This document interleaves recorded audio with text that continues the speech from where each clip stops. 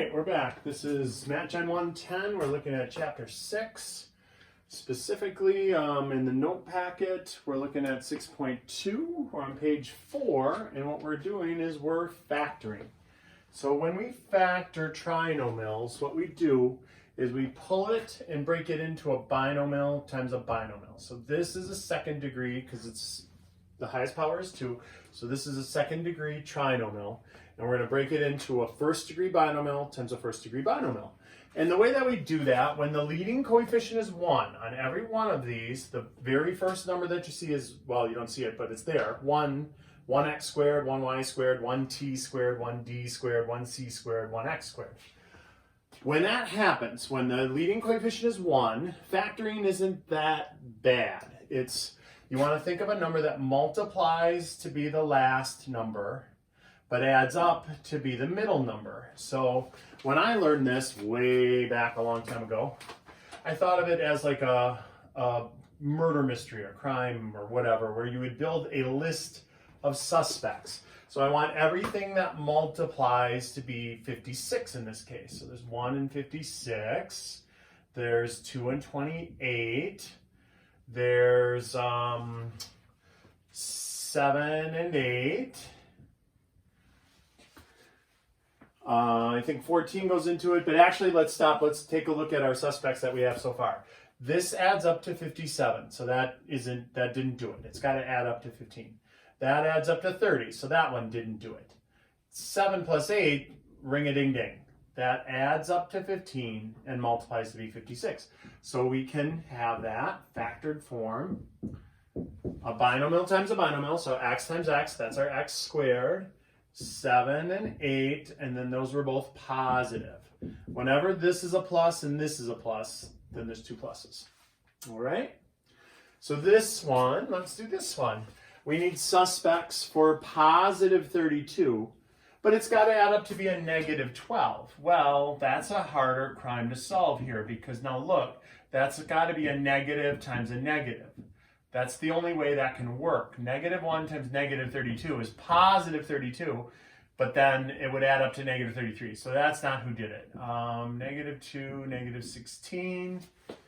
Nope. Negative 4, negative 8. Winner, winner, chicken dinner, right there. Negative 4 and negative 8. That adds up to negative 12. That one's clear because it adds up to negative 18. That one's clear because it adds up to negative 33. So it's got to multiply to be this last number, but add to be this middle number. So x minus 4, x minus 8. Done. How about negative 40? Oh boy, negative 40. We're going to have quite a list here because every one that you think of creates 2. As it could be a negative 1 and a positive 40, or it could be a negative 40 and a positive 1. Negative 2 and 20, negative 20 and 2. Negative 4 and 10, negative 10 and 4, negative 8 and 5, negative 5 and 8. So that's everything that multiplies to be negative 40, but only one of them works. Only one of them adds up to positive 3. So be careful. This one, right? Negative 5 plus 8 is positive 3. This one, close but no cigar. That adds up to negative 3. So negative 8 and positive 5 is not correct. So our answer here is x minus 5 and x plus 8. Now, that question always comes up. They're like, well, what if I put x plus 8 and x minus 5? That's fine. Order doesn't matter. It doesn't matter which one you write first and which one you write second. What does matter is which one has the plus and which one has the minus. The minus has to be on the 5. The plus has to be on the 8 because this one wouldn't work. If I had the minus there and the plus there, that would add up to negative 3, not positive 3. All right? Negative 7. Not a lot of suspects for that one. Negative 1 and 7, negative 7 and 1. That's it. One of those two did it, or this is prime. Looks like the first one. So c minus 1 times quantity c plus 7. How about this one? Multiplies to be 49, adds up to be positive 14, so it's got to be positive, positive. 149, 7 and 7. That would be 7 and 7. T plus 7 times t plus 7. Now, if you wanted to be fancy, you could express it like that, t plus 7 quantity squared. You don't have to. You could just leave it like that. Either way is fine. Multiplies to be a positive, adds up to be a negative, so it's got to be negative, negative. So I'm looking at -1, -4, or -2, -2. And that adds up to -5, and that adds up to -4. Neither one of them adds up to -3, so this one is prime.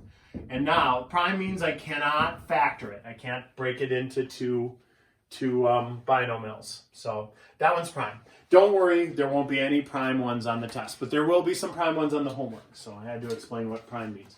Also be careful, because I've had students say, no, look, make it +1 and -4. Then it'll add up to -3. Yeah, but then it'll multiply to be -4.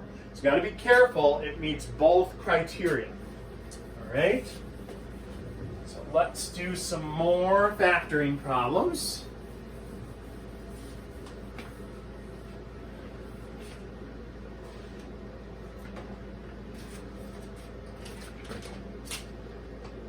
So number 7, x squared minus bx plus c.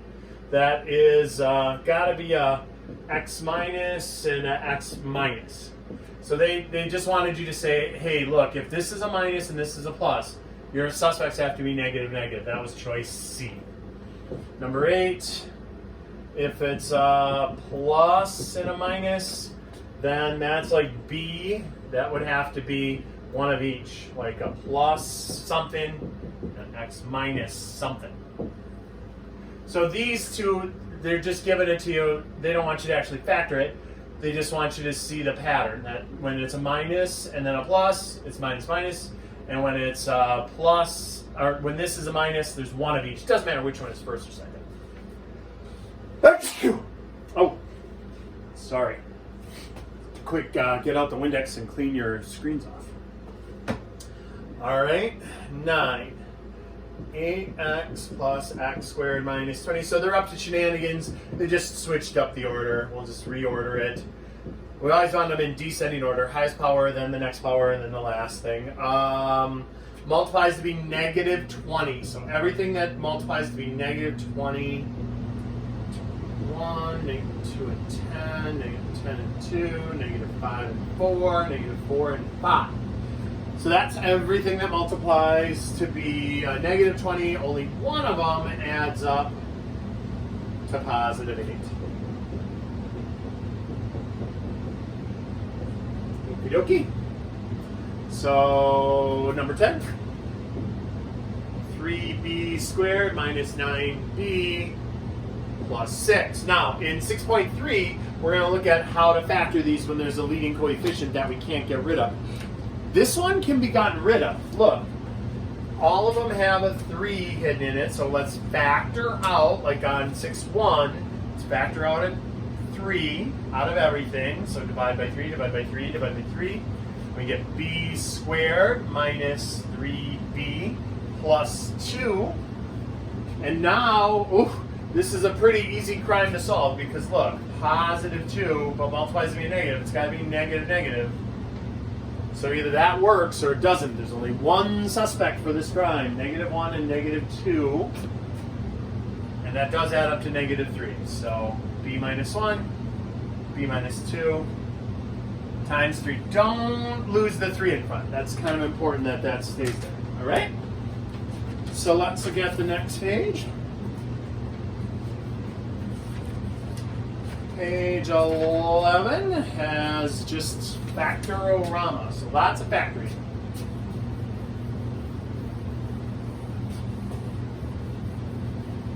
All of these guys factored.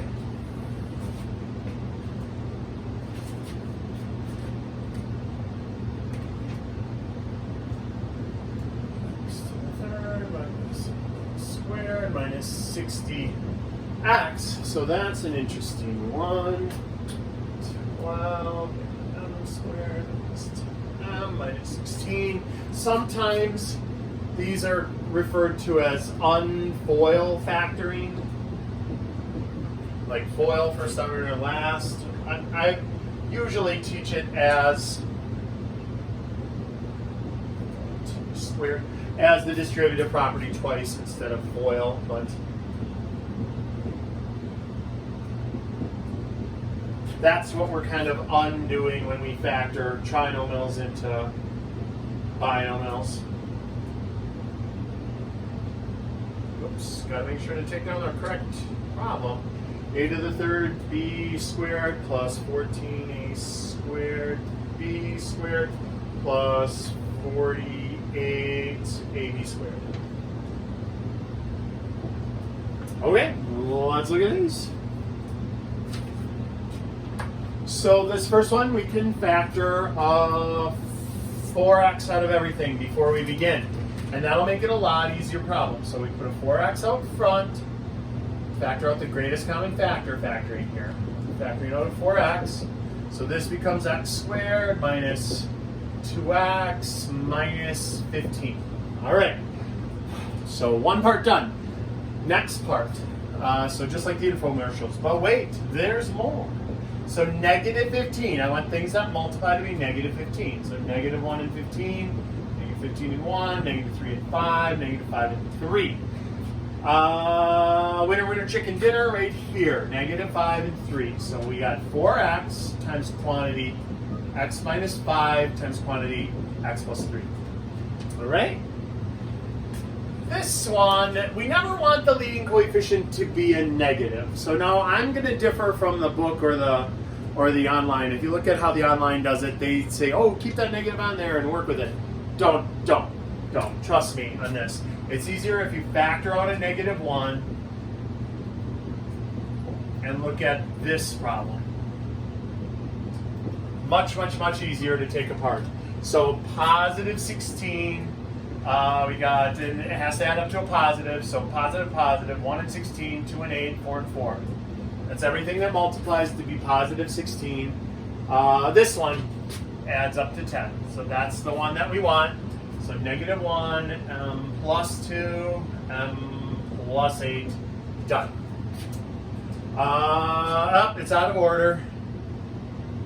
This whole proceeding is out of order. Okay, so now look. Negative 2c squared plus 10c plus 12.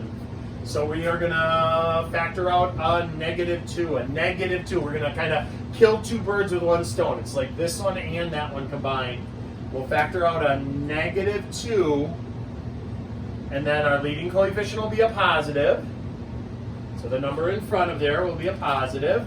And it'll be factorable. So we got minus 5c, minus 6.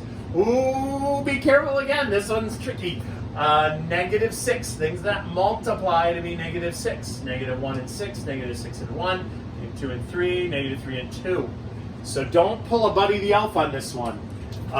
That's in the movie Elf. He gets all excited when Santa's going to come, and he yells, Santa, I know him, I know him. So don't let your brain do that to you. Look, 2 and 3. Negative 2 and positive 3 adds up to 1, not negative 5. If this were a plus 6 and it was negative, then we'd go with negative 2 and negative 3. It isn't. It's a negative 6, so there's one of each. So that adds up to 1, that adds up to negative 1, that adds up to negative 5. Right there. Winner, winner, chicken dinner. So we got negative 2 times c minus 6 times c plus 1. All right? Okay, so don't freak out about the t squared. Just put that out of your head for right now. Multiplies to be 24, adds up to be negative 11. So my suspect list would be negative, negative 1, negative 24, negative 4, negative 6, negative 3, negative 8.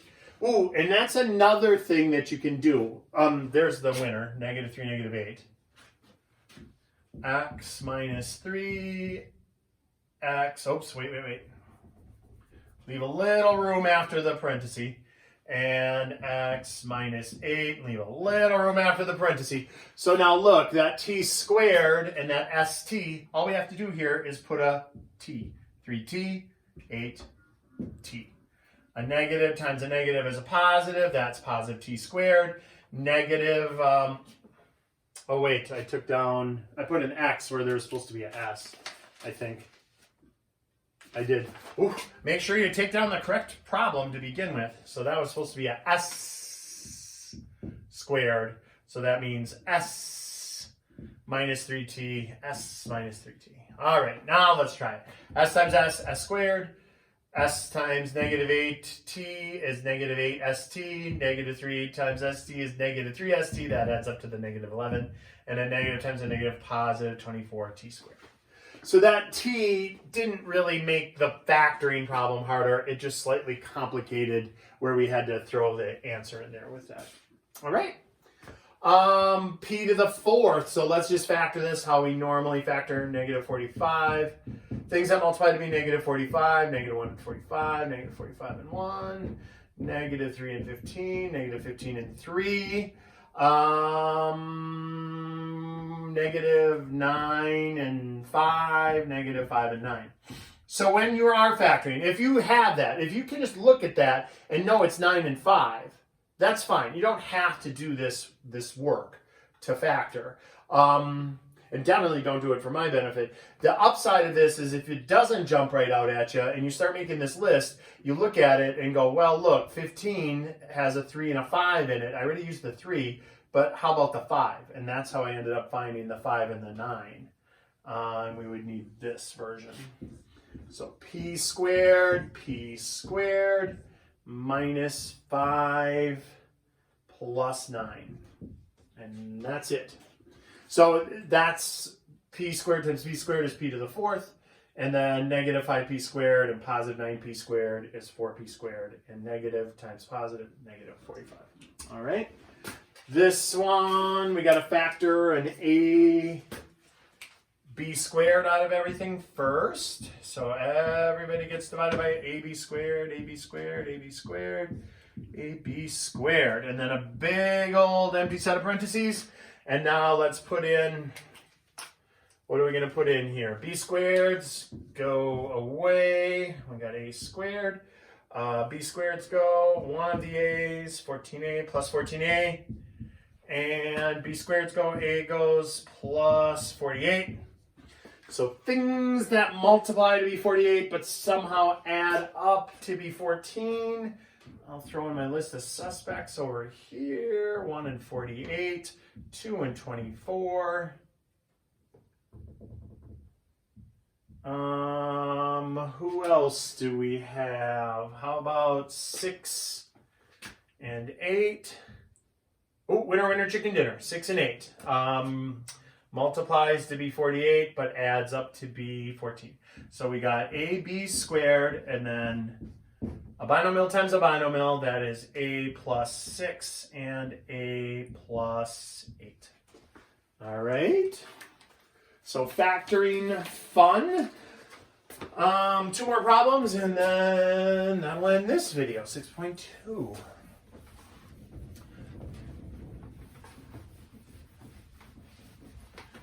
So let's take a look at 17. It said the mean teacher marked this one wrong.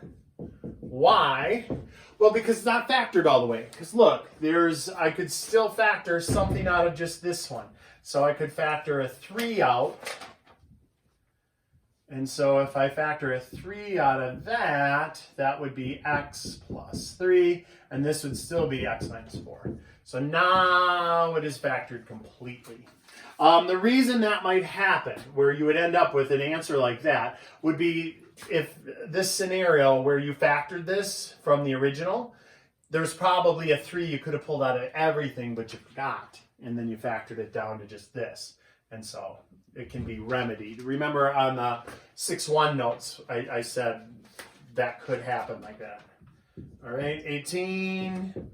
They want us to go back a chapter and 2 chapters, chapter 4, and multiply that back in. So what does that look like? You could do FOIL first out on your last, make the little smiley face, or just the distributive property twice. Look, it's just x times x, x squared, x times negative 12, negative 12x, 5 times x, 5x. 5 times negative 12, negative 60. And then combine up those like terms, x squared minus 7x minus 60. All right. And that's it. It's all factored. Okay. That's 6.2 in a nutshell. We're going to look at 6.3 next.